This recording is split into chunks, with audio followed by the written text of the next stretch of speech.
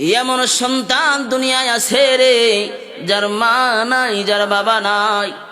আজকে অন্ধকার কবরে মা বাবারে নিজের হাতে রেখে আসলাম, চির বিদায় দিয়া দিলাম মা বাবারে।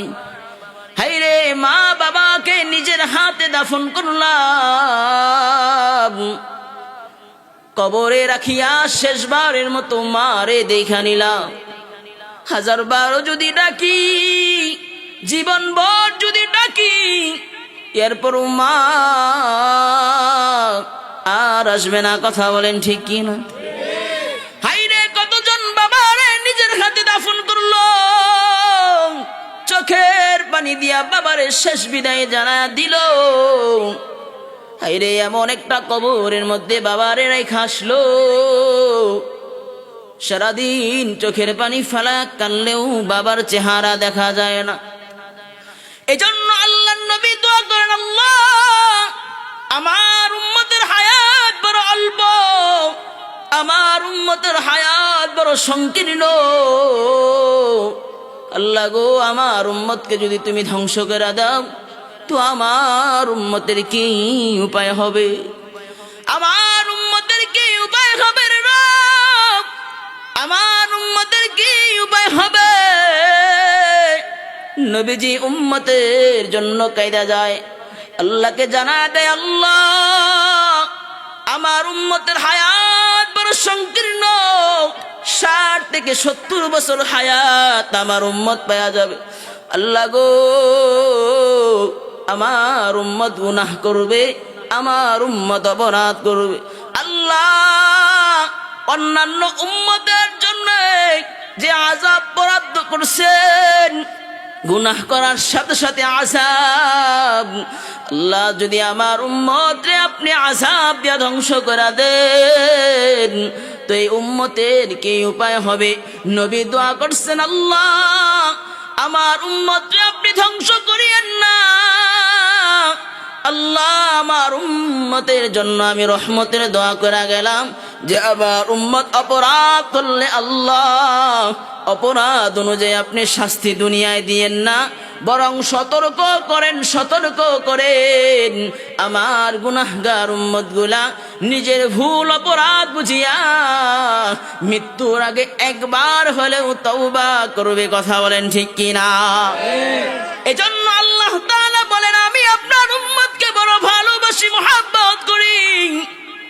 আল্লাহর নবী সাল্লাল্লাহু আলাইহি ওয়াসাল্লামের যখন ওফাত হয়ে যায়, নবীজির ওফাত যখন হয়ে যায়, আল্লাহর নবীর কাছে জিবরাইল আমিন এসে উপস্থিত হয়ে যায়। জিবরাইল আমিন এসে বলল, হাবিব আজরাইল মালাকুল মউতকে নিয়ে হাজির হয়ে গেলাম। মালাকুল মউত হযরতে আজরাইল এসে হাজির হয়ে যায়। আজরাইল নবীজির দরজায়, ঘরের দরজায় দাঁড়ায় যায়। আচ্ছা বলেন তো, আজরাইল যদি কারো রূহ বের করতে চায় তো ঘরে ঢোকার জন্য অনুমতির প্রয়োজন আছে? কোন দরজা জানালার প্রয়োজন আছে? কোন দরজা জানালার প্রয়োজন নাই, কোন অনুমতির প্রয়োজন নাই। সরকারে দু আলম নবী আলাইহিস সালাতু ওয়াস সালামের রূহ যখন বের করবে, আজরাইল মালাকুল মউত আল্লাহর নবীর দরজার সামনে, ঘরের দরজার সামনে এসে উপস্থিত হয়ে যায়। নবীকে সালাম দেয়, আসসালামু আলাইকুম ইয়া রাসূলুল্লাহ। আল্লাহর নবী সাল্লাল্লাহু আলাইহি ওয়াসাল্লাম সালামের জবাব নাই। জবাব নেওয়ার পর জিবরাইল আমিনকে বললেন, কে ব্যাপার, কেন আজরাইল আসছে? বলে, নবী গো, আজরাইলকে আল্লাহ তাআলা আপনার খেদমতে পাঠিয়েছেন, যদি আপনি অনুমতি দেন তাহলে আপনার রূহটাকে বের করা হবে। আল্লাহর নবী চিৎকার মেরে বলল, ও জিবরাইল যাও, আমার রব আল্লাহর কাছে যাও, আল্লাহর কাছে যা বলো, যদি আমার রূহটা বের করা হয় তো আমি যদি দুনিয়া থেকে চলে যাই, দুনিয়া থেকে চলে যাওয়ার পর আল্লাহ তাআলা আমার উম্মতের জিম্মাদারি কার হাতে দেয়া যাবে? উম্মতের ফিকির নবী মৃত্যুর সময় উম্মতের ফিকির নবীজির জবান দিয়ে আল্লাহ তাআলার কাছে জিবরাইল আমিন চলে যায়। জিবরাইল আমিন আল্লাহকে জানা দেয়, রব আপনার হাবিব তো বলছেন আপনার তার উম্মতের কি উপায় হবে তার অনুপস্থিতিতে। আল্লাহ তাআলা সুসংবাদ জানা দেয়, জিবরাইল যাও যাও আমার হাবিবকে তুমি সুসংবাদ শোনায়া দাও, নবীজি যখন দুনিয়া থেকে চলে যাবে, নবীজির যখন ওফাত হয়ে যাবে, নবীজির অনুপস্থিতিতে নবীর উম্মত তথা আল্লাহর বান্দাদেরকে আল্লাহ তাআলা স্বয়ং নিজের জিম্মায় রাখবে। বলেন সুবহানাল্লাহ, আরো বাসতে বলেন সুবহানাল্লাহ। আল্লাহ নবীকে যখন সুসংবাদ শোনা দেন, নবীজি বলেন আজরাইল ঠিক আছে আমার রূহ বের করে নাও। মৃত্যুর যন্ত্রণা বড় ভয়ঙ্কর, নবীজি ইচ্ছা করলে কিন্তু মৃত্যুর যন্ত্রণা এটা সহ্য না করেও তার মৃত্যু হয়ে যাইত। মৃত্যু যখন বরণ করবে, আজরাইল নবীজির শরীর থেকে রূহ বের করতেছেন। নবীজি বলেন মৃত্যুর যন্ত্রণা এত ভয়ঙ্কর, মৃত্যুর যন্ত্রণা এত ভয়ঙ্কর। আল্লাহ নবী সাল্লাল্লাহু আলাইহি ওয়াসাল্লাম যখন মেরাজের মধ্যে যায়, মেরাজের মধ্যে যাওয়ার পর নবীজি মেরাজে গেলেন রবের দিদার লাভ করার জন্য। মেরাজে নবীকে রব নিয়ে যান, রবের দিদার লাভ করার জন্য যখন সপ্তম আসমান ভেদ করিয়া আল্লাহ নবীকে নিয়ে জিবরাইল আমিন যখন আল্লাহর আরশ প্রাণে ছুঁইটা যায়, পথের মধ্যে দেখতে পান হযরত মালাকুল মউত আজরাইল একটা গাছের নিচে বসে আছে, ধ্যান করে বসে আছে। আমার মনোযোগ, আল্লাহ নবী হযরতে আজরাইলকে সালাম দেয়, কিন্তু আজরাইল সালামের জবাব নেয় না।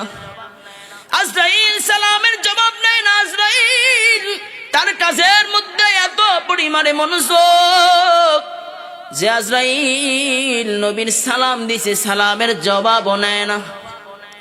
নবী করিম সাল্লাল্লাহু আলাইহি ওয়াসাল্লাম দাঁড়িয়ে আছেন। হযরতে জিবরাইল আমিন আজরাইলকে ডাক দেয়া বলে, আজরাইল দেখো না তোমার সামনে কে আসছে। এমন একজন নবী তোমাকে সালাম দিয়েছেন, যিনি হলেন সাইয়্যিদুল মুরসালিন, যিনি হলেন রাহমাতাল লিল আলামিন, দু জাহানের বাদশা, আল্লাহর পেয়ারা বন্ধু হযরতে মুহাম্মদুর রাসূলুল্লাহ সাল্লাল্লাহু আলাইহি ওয়াসাল্লাম তোমারই সালাম দিছে, তুমি কি জবাব নিতে পারো না?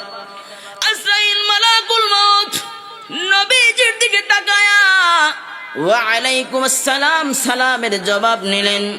নবীজি আজরাইলকে ডাইকা বলে, আজরাইল রে, ও আজরাইল তুমি কি কাজ করতেছ? আজরাইল ডাক দিয়ে বলল, ইয়া রাসূলুল্লাহ, আল্লাহ তাআলা আমাকে এই গাছের নিচে দাঁড় করায় দিছেন। এই গাছের যতগুলি পাতা আছে সবগুলি পাতার মধ্যে বনি আদম তথা সমস্ত মাখলুকের নাম লেখা আছে রে।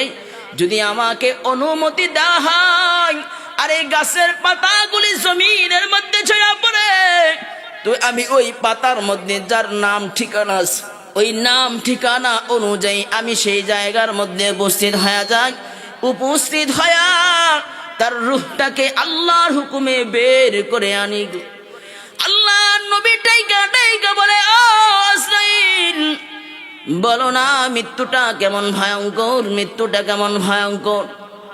আজরাইল মালাকুল মউত বলে, আল্লাহ নবী, আল্লাহ তাআলার একজন পেয়ারা নবী ছিলেন হযরত ইদ্রিস আলাইহিস সালাতু ওয়াস সালাম।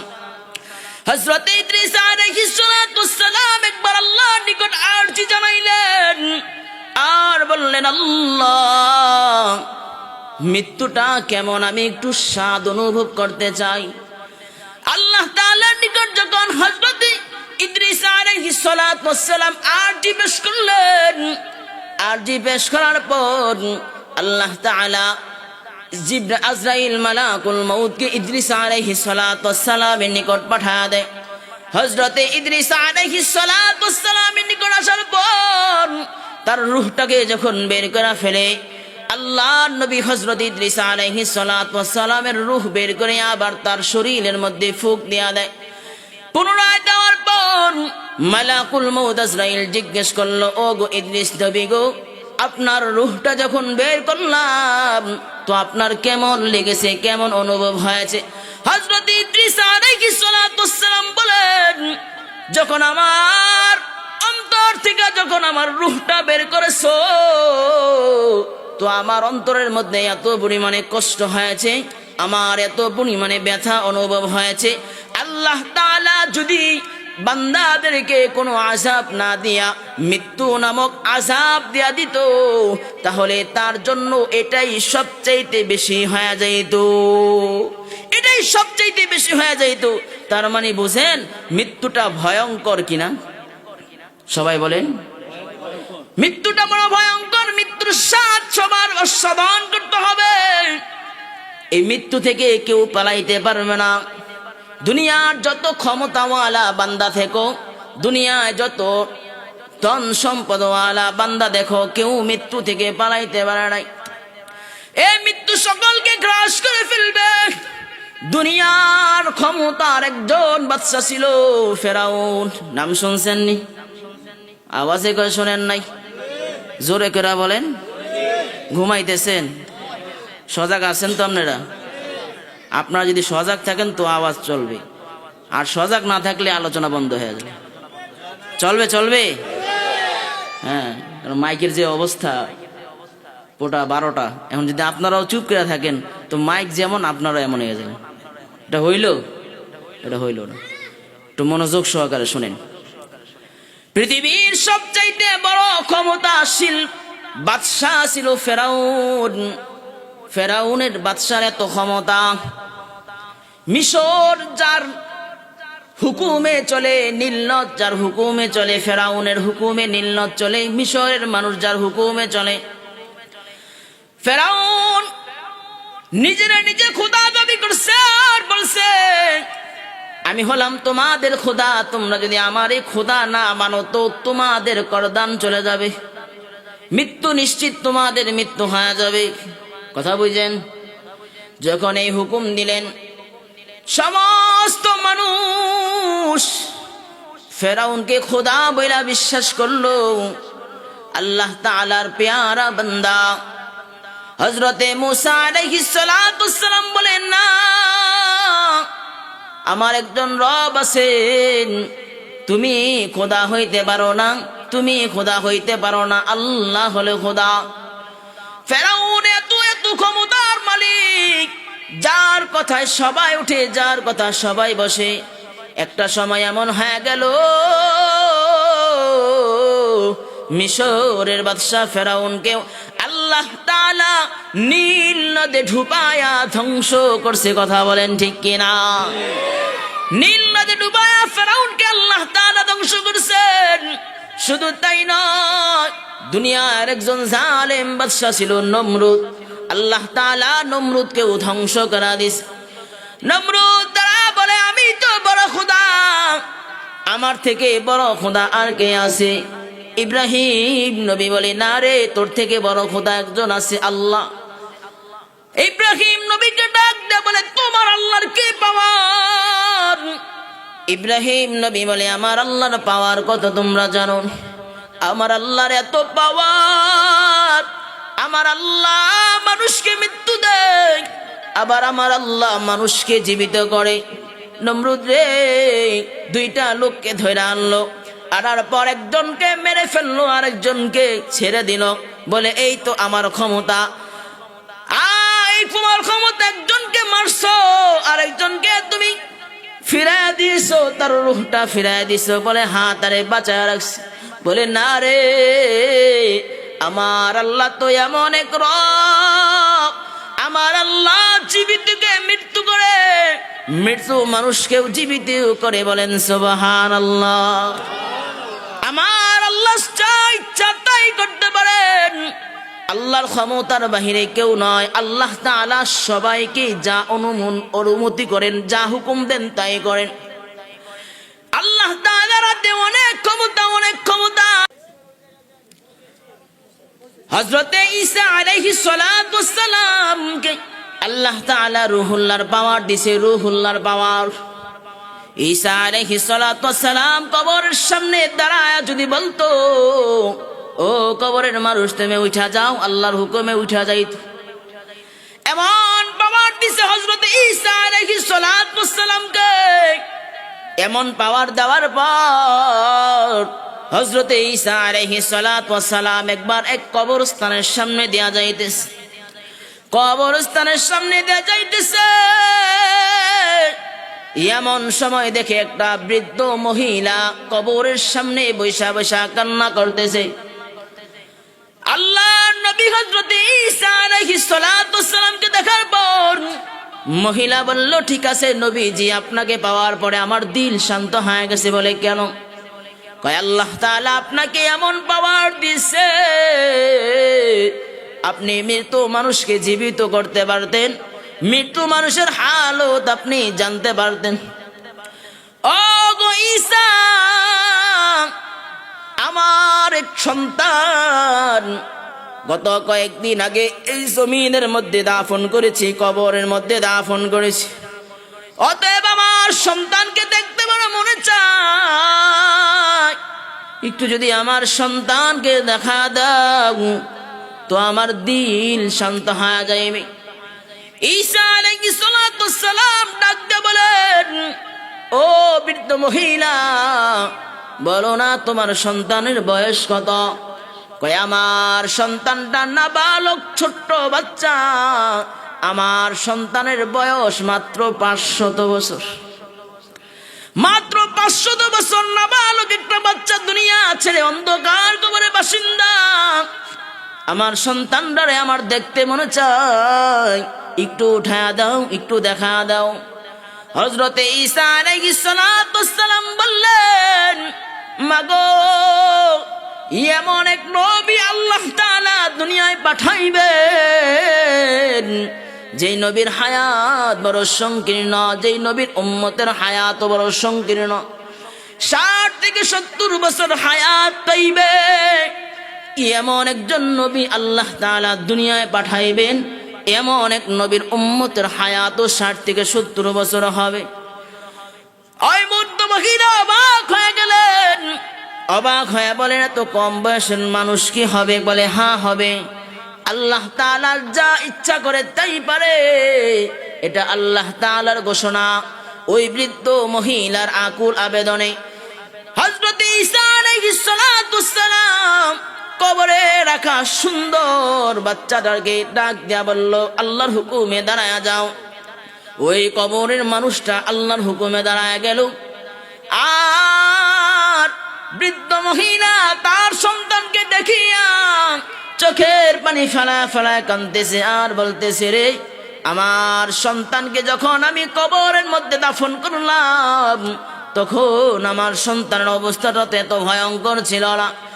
আমার সন্তানের চুলগুলি কালো ছিল, দাড়িগুলি কালো ছিল, সবগুলি কালো ছিল। যুবক একটা লোক ছিল, সুন্দর। কিন্তু আজকে কবর থেকে আমার সন্তানকে ওঠানোর পর আমি দেখতে পাইলাম আমার সন্তানের চুল সাদা হয়ে গেছে, আমার সন্তানের দাড়ি সাদা হয়ে গেছে। কি ব্যাপার, কি ব্যাপার, এই কেমন করে হইল? সন্তান ডাইকা ডাইকা বলে, মাগো, দুনিয়ায় থাইকা আমার জন্য দোয়া করতে, এটাই তো আমার জন্য শ্রেষ্ঠ ছিল গো মা। কেন আমার এই কবর থেকে জিন্দা করলা? কারণ মৃত্যু এমন এক ভয়ঙ্কর, মৃত্যু এমন এক ভয়ঙ্কর, মৃত্যুর কারণে আজকে আমার চুল সাদা হয়ে গেছে, মৃত্যুর আযাবের কারণে আমার দাড়ি সাদা হয়ে গেছে, মৃত্যুর কারণে আমার চেহারা কালচা হয়ে গেছে রে, মৃত্যুর কারণে আমার অবস্থা পুরা নাজেহাল হয়ে গেছে। এখন আবার যখন জীবিত করলাম, আবার মৃত্যু হলে আমার অবস্থা একই হবে। একটু আল্লাহর নবী হযরতে ঈসা আলাইহিস সালাতু ওয়াস সালামের কাছে দোয়া করো, যাতে করে আমার আর মৃত্যুর যন্ত্রণা সহ্য না করতে হয়। এজন্য বুঝেন, মৃত্যুবরণ আমাকে আপনাকে সকলকে করতে হবে। এত কোনো সন্দেহ আছে? কোন সন্দেহ আছে? কোন সন্দেহ নাই। নবী বলেন মৃত্যুর যন্ত্রণা এটা হবেই, যদি আমি মুসলমান পরিপূর্ণ না হতে পারি। কথা বলেন ঠিক? যদি আমি আর আপনি পরিপূর্ণ মুসলমান না হতে পারি, তাহলে আমার জন্য আপনার জন্য মৃত্যু অনিবার্য, কথা বলেন ঠিক কিনা? হযরত আজরাইল মালাকুল মউত আল্লাহর নবীকে সুসংবাদ জানায় দেয়, নবী গো, আপনি চোখের পানি ফেলা কাঁদবেন না। আপনার যে সমস্ত উম্মতেরা নেককার বান্দা, সালেহ মুত্তাকি বান্দা থাকবে, এদের মৃত্যুটা আল্লাহ তাআলা এত পরিমাণে সহজ করে নিবেন। বলে যখন ছোট্ট শিশু মার স্তনে দুধ লাগায়া, মুখ লাগায়া, মার স্তনে মুখ লাগায়া টানতে টানতে যখন ঘুমের ঘরে ঘুমা যান, মা যখন বাচ্চার মুখ থেকে স্তন সরায় ফেলে, যেমন বাচ্চা টের পায় না, উদ্দেশ্য পায় না। বলে গুনাহগার বান্দাদের মৃত্যুটা আল্লাহ তাআলা এত সম্মানের সাথে নিবেন যে নেককার বান্দাটা টের পাবে না। বলেন সুবহানাল্লাহ। আল্লাহ তাআলা কালামের মধ্যে ঘোষণা করে বলেন, ইয়া আইয়াতুহান নাফসুল মুতমাইন্না। আল্লাহ তাআলা বলেন, আল্লাহ ডাকতে থাকবে আর বলতে থাকবে, ও মুসে মুতমাইন্না, তুমি চলে আসো, আল্লাহর হুকুমে চলে আসো। আল্লাহ তাআলা ঘোষণা দিবে, ইয়া আইয়াতুহান নাফসুল মুতমাইন্না ইরজিই, বান্দা আয় রবের দিকে, ইলা রব্বিকি রাদিয়াতাম মারদিয়া, সন্তুষ্ট চিত্তে আজকে তুমি রবের সান্নিধ্য লাভ করো, রবের মুলাকাত তুমি পেয়ে যাও। ইরজিই ইলা রব্বিকি রাদিয়াতাম মারদিয়া। আল্লাহ তাআলা ঘোষণা দেয়, ফাদখুলি ফি ইবাদি, ও নেককার বান্দা, ওয়াদখুলি জান্নাতি, আজকে তুমি জান্নাতে ঢুকে যাও, যে জান্নাতের ওয়াদা তোমাকে দুনিয়ায় করা হয়েছে। আল্লাহ তাআলা সবচাইতে বড় পুরস্কার, সবচাইতে বড় নিয়ামত, আল্লাহ তাআলার জান্নাতে তুমি ঢুকে যাও। বলেন সুবহানাল্লাহ। যদি আমি আপনি নেককার হই তো আমার আপনার জন্য সুসংবাদ আল্লাহর পক্ষ থেকে থাকবে, মৃত্যুর যন্ত্রণা আমার আপনার হবে না। আর যদি আমি আর আপনি আল্লাহর দুশমন হই তো আমার আপনার জন্য ভয়ঙ্কর আযাব রেডি, কথা বলেন ঠিক কি? ভয়ঙ্কর আযাব আমার জন্য আপনার জন্য প্রস্তুত, যদি আমি আর আপনি আল্লাহর নাফরমানি দুনিয়ায় করি, আল্লাহর হুকুম আদায় না করি, কথা বলেন ঠিক কি? এজন্য দুনিয়ায় থাকতে হলে আল্লাহর হুকুম মানতে হবে। যদি আল্লাহর হুকুম না মানেন তাহলে মনে রাখবেন আমার জন্য আপনার জন্য মৃত্যু আছে না নাই? ভয়ঙ্কর মৃত্যু, ভয়ঙ্কর মৃত্যু। মৃত্যুবরণ করার পর সর্বপ্রথম ঘাঁটি হলো কবর, কথা বলেন ঠিক কিনা? আওয়াজে কয় ঠিক নাই, আরো জোরে বলেন। সর্বপ্রথম ঘাঁটি আমার আপনার মৃত্যুর পরও হলো কবর। এজন্য আল্লাহর নবী সাল্লাল্লাহু আলাইহি ওয়াসাল্লামের একজন সাহাবী হযরতে উসমান রাদিয়াল্লাহু তাআলা আনহু, যিনি যুন্নুরাইন, আল্লাহর নবী সাল্লাল্লাহু আলাইহি ওয়াসাল্লামের দুইজন মেয়েকে যিনি বিবাহ করেছেন, হযরতে উসমান এমন একজন সাহাবী, আল্লাহর নবীর সাহাবীদের মধ্যে সবচেয়ে ধনী সাহাবী ছিলেন উসমান এমন একজন সাহাবী, আশারায়ে মুবাশশারার 4 নম্বর সাহাবী হযরতে উসমান রাদিয়াল্লাহু তাআলা। হযরতে উসমান কবরের সামনে যায় চোখের পানি ফালা ফালা কাঁদতেন। উসমানের কান্নায় দাড়ি মুবারক ভিজা ভিজা পানি জমিনের মধ্যে টপ টপ করে পড়তো। সাহাবারা জিজ্ঞেস করলেন, উসমান, কত জাহান্নামের আলোচনা আপনি করেন, কত জান্নাতের আলোচনা আপনার জবান থেকে শোনা যায়, কত নবীর সান্নিধ্যে থাকিয়া জান্নাত জাহান্নামের আলোচনা শোনেন। সমস্ত সাহাবারা নবীর সামনে ফৈসা যখন জাহান্নামের আলোচনা শুনতো তখন তারা চোখের পানি ফালায় ফালায় কাঁদতো। এমন সাহাবী আছে রে যারা জমিনের মধ্যে গড়াগড়ি খায়া খায়া কাঁদতো জাহান্নামের ভয়ে, জাহান্নামের ভয়ে। আর সাহাবারা জাহান্নামের ভয়ে চিৎকার মেরা মেরা কাঁদতো। ও উসমান, আপনি কেন কবর দেখলে কান্দেন, জাহান্নামের কথা শুনলে কান্দেন? উসমান বলে, সাহাবী, কেন আমি কবর দেখলে কান্না করি তোমরা জানো নি? সাহাবী তোমরা শুনে নাও, আমি নবী করিম সাল্লাল্লাহু আলাইহি ওয়াসাল্লামের জবান থেকে শুনছিলাম, আল কবরু রাউযাতুম মির রিয়াদিল জান্নাহ আও হুফরাতুম মিন হুফারিন নার। কবর এমন একটা ঘর, কবরটা কারো জন্য জান্নাতের বাগান সমূহ থেকে একটি বাগান হয়ে যাবে, আবার ওই একই কবর কারো জন্য জাহান্নামের গর্ত সমূহ থেকে একটা গর্ত হয়ে যাবে। আমি নবী করিম সাল্লাল্লাহু আলাইহি ওয়াসাল্লামের জবান থেকে শুনছিলাম, যদি কেউ কবরের মধ্যে ধরা খেয়ে যায়, আখিরাতের প্রথম ঘাঁটি হবে কবর। কেউ যদি কবরের মধ্যে ধরা খেয়ে যায়, তাহলে তার ফুলসিরাত মিজান আখিরাত সবগুলি ভয়ঙ্কর হয়ে যাবে, কঠিন হয়ে যাবে। আর যদি কেউ কবরের মধ্যে পার পেয়ে যায়, তাহলে তার জন্য আল্লাহ তাআলা আখিরাত ফুলসিরাত মিজানকে সহজ করে দিবে, তে জান্নাতে চলে যাবে। ওসমান ডাকে ডাকে বলে, সাহাবী তোমরা শুনে নাও, আমি উসমানের এত সুনাম, আমি উসমানের এত সুনাম সুখী, আজকে যদি আমি উসমান মৃত্যুর পরে কবরে ধরা খেয়ে যাই, এই কবর আমি উসমানকে চিনবে না, আমি উসমানের সাথে ভালো ব্যবহার করবে না। কারণ কবর এমন এক অন্ধকার কবর, কবর কারোর সাথে ভালো ব্যবহার করবে না। কবর শুধু দেখবেন নেক আমল, বান্দারে কি পরিমাণ নেক আমল তুই কবরের মধ্যে নিয়ে আস। উসমান চোখের পানি ফেরা ফেরা কান্দে আর বলে, আমি কবরের ভয়ে কান্না করি, যদি আমার কবরটা বড় ভয়ঙ্কর হয়ে যায় তো কি উপায় হবে? আমি উসমানের কি উপায় হবে? এই কবরের জন্য আমি কান্দি। হযরতে আবু বকর খেলাফতের মসনদে বসা, আবু বকর এমন জান্নাতি সাহাবী, আল্লাহ তাআলা আবু বকরের ব্যাপারে বলে, আবু বকর হলো আশারায়ে মুবাশশারার প্রথম সাহাবী, জান্নাতের সার্টিফিকেট পাওয়া সাহাবী। আবু বকর এমন এক দামি সাহাবী, আল্লাহ তাআলা বলেন সিদ্দিক আকবর আবু বকর হলো সত্যের মাপকাঠি, তথা আবু বকর হলো সত্যবাদী। আবু বকরকে আল্লাহ তাআলা আরশ থেকে সম্মান দেয়।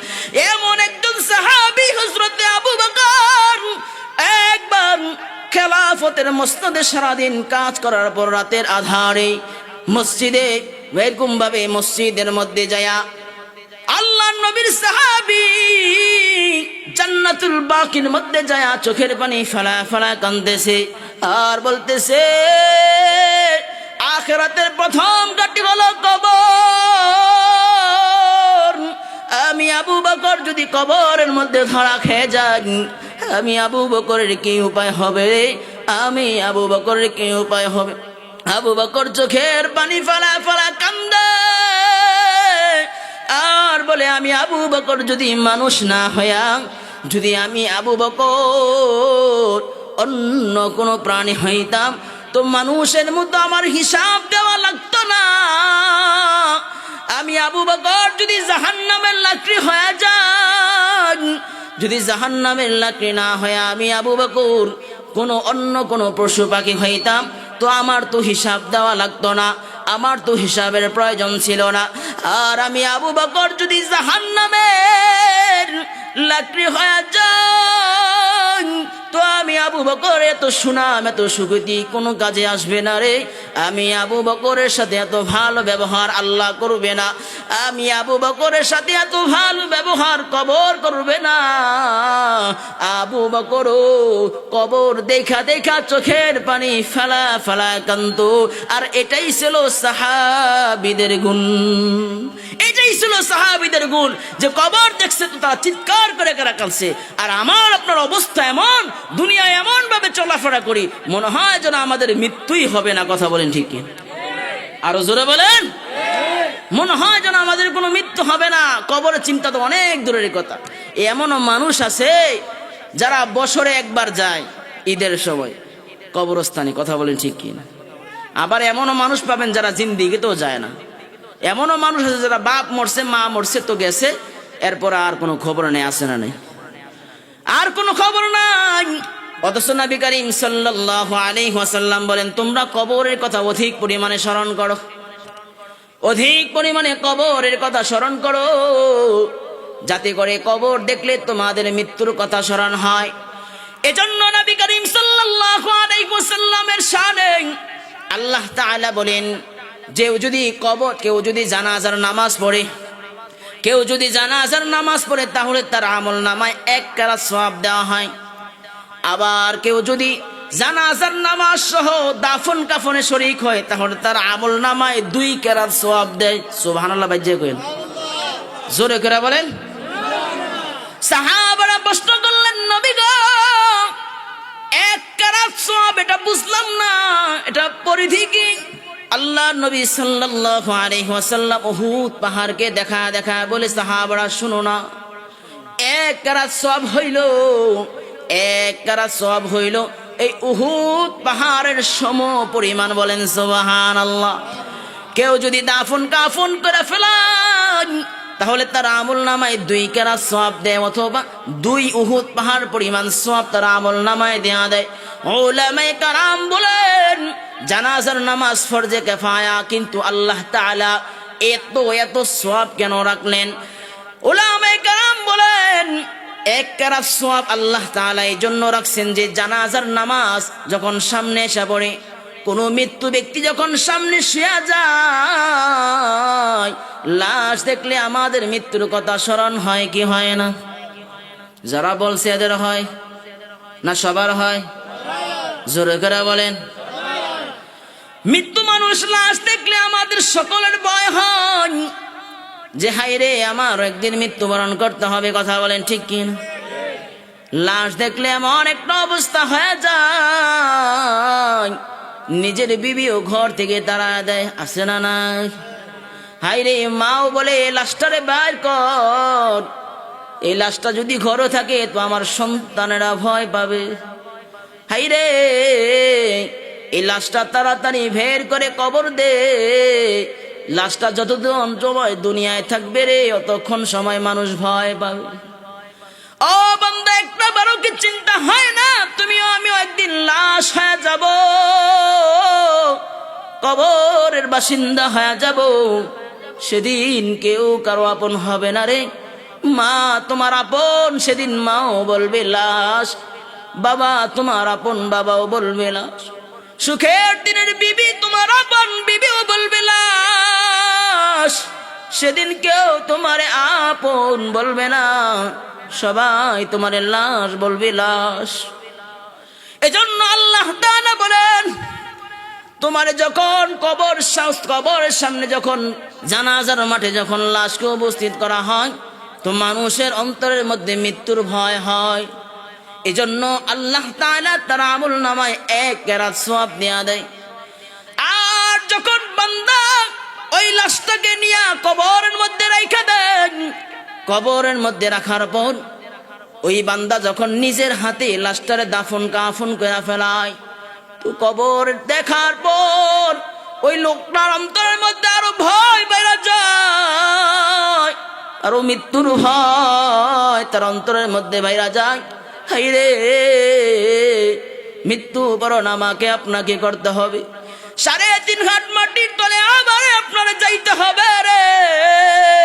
সুন্দর সুন্দর বিছানার মধ্যে আজকে কত মানুষ ঘুমায় রে, কত আরামে এসে থাকে, কত সুখে শান্তিতে থাকে, সবগুলি ছেড়ে একদিন কবরের বাসিন্দা হয়ে যাইতে হবে।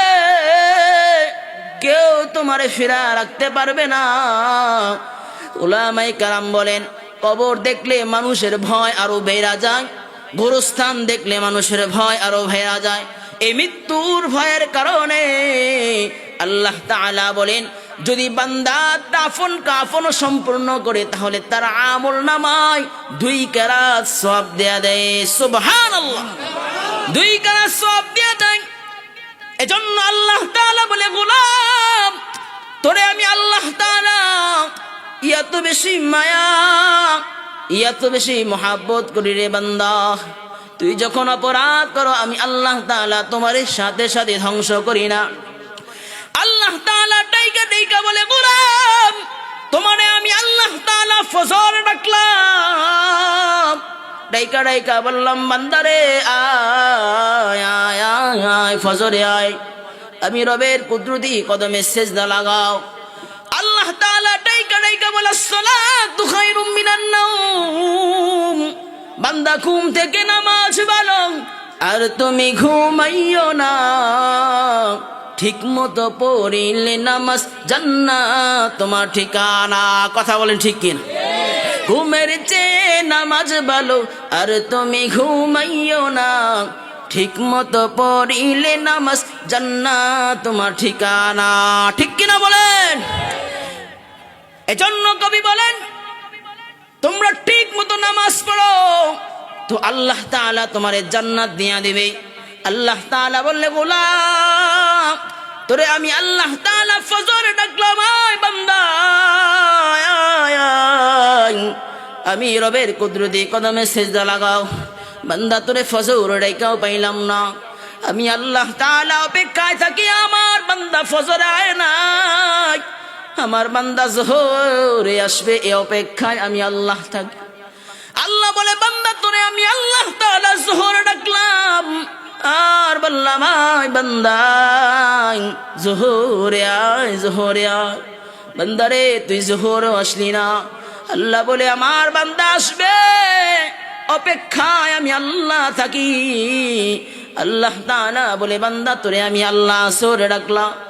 আসসালাতু খায়রুম মিনান নাওম, হাইয়া আলাস সালাহ হাইয়া আলাল ফালাহ, বান্দা আয় নামাজের দিকে আয় কল্যাণের জন্য।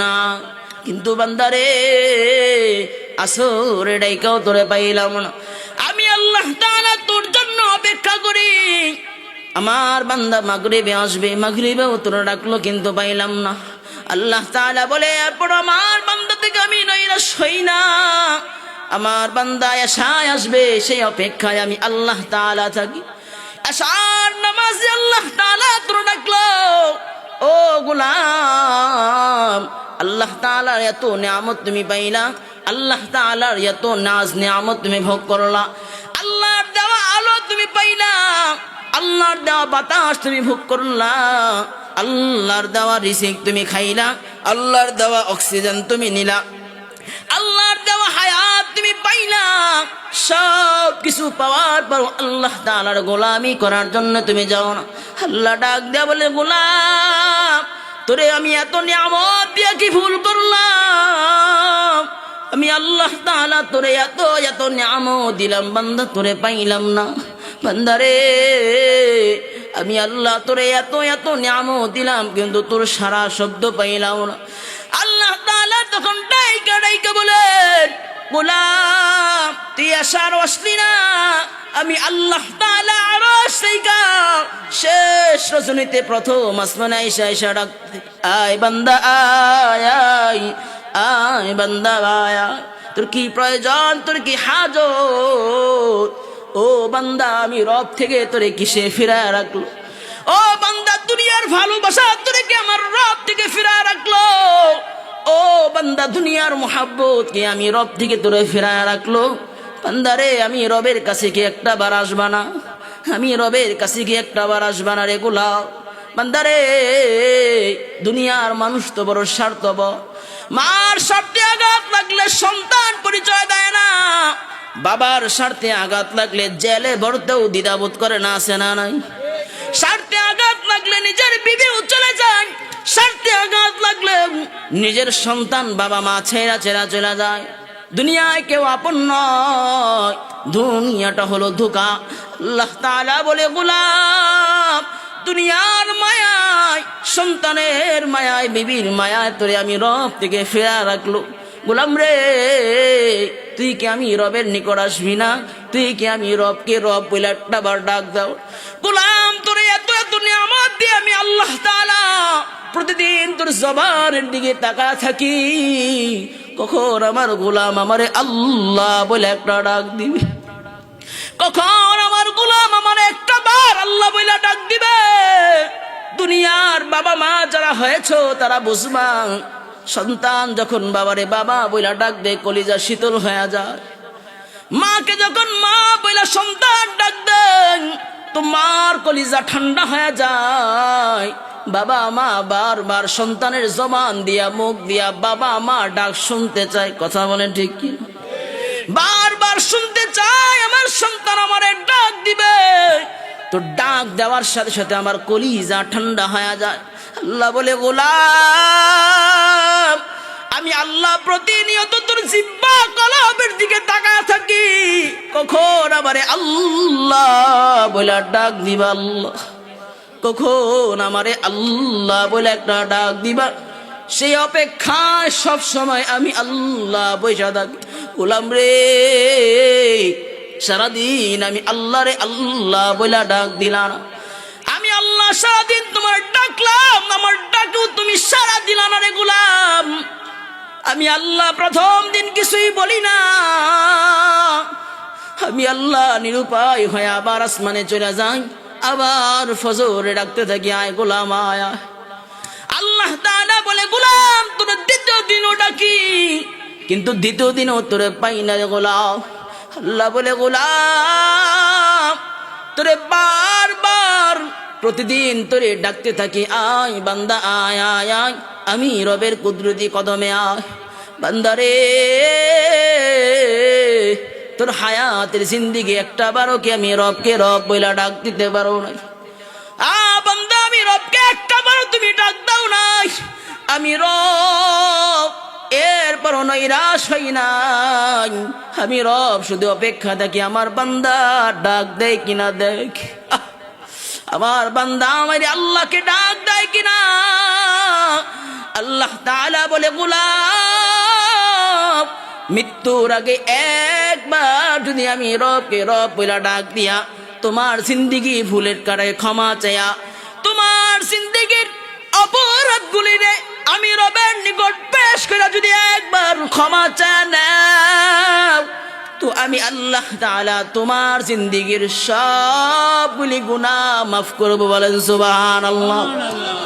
মৃত্যুর আগে একবার যদি আল্লাহ রে আল্লাহ বলে ডাক দিয়ে ফেলান আর বলেন, রব আমার জিন্দিগির গুনাহের জন্য আমি অনুতপ্ত, আল্লাহ মালিক রে আমারে মাফ করে দাও। আল্লাহ নবী সাল্লাল্লাহু আলাইহি ওয়াসাল্লাম বলেন, একটা লোক মরুভূমির মধ্যে যদি যাওয়ার পর যদি তার সব সম্পদ হারায় ফেলে, সব কিছু হারায় ফেলার পর আবার সে যদি পুনরায় পেয়ে যায়, সে পাওয়ার পর যেমন আনন্দিত হয় খুশি হয়ে যায়, আল্লাহ নবী সাল্লাল্লাহু আলাইহি ওয়াসাল্লাম বলেন, যদি কোনো মানুষ আল্লাহর পথ থেকে যদি বিপদে চলে যায়, গুমরাহের পথে চলে যায়, গুমরাহের মধ্যে চলে যদি নিজের ভুল বুঝার পর আবার যদি আল্লাহর কাছে ফিরে আসে, ওই লোকটা যেমন খুশি হয়ে গেছে রে, সব কিছু হারায়া আবার পাওয়ার পর যেমন খুশি হয়েছে, আল্লাহ তাআলা বলেন আমার গোলাম যখন আমার দিকে ফিরে যায়, আবার যখন আমি রবের কুদরতি কদমে সেজদা লাগাই, ওই লোকটার চেয়েও বেশি আমি আল্লাহ তাআলা খুশি হয়ে যাই। বলেন সুবহানাল্লাহ।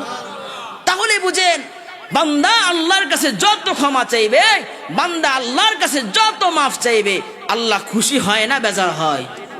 জোরে করে বলেন, আল্লাহ তাআলা খুশি হয়।